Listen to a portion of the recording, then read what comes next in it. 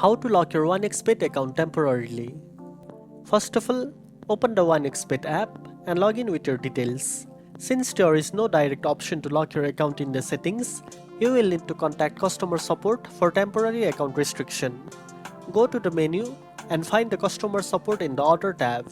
Here you will see options like live chat, callback, and online call. Choose either the live chat or request a callback to get in touch with the support team directly. When connected, clearly explain that you want to temporarily block your account to take a break from betting. Provide your account details so the support team can identify your account and assist you faster. The support team will confirm your request and temporarily lock your account for the period you need.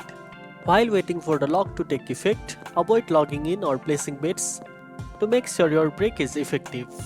Using support contact options is the best way to manage your account when self-lock options are unavailable. And that's it. Now you know how to lock your 1xBet account temporarily. If you found this video helpful, don't forget to like, share and subscribe for more tech tips. Thanks for watching and I'll see you in the next one.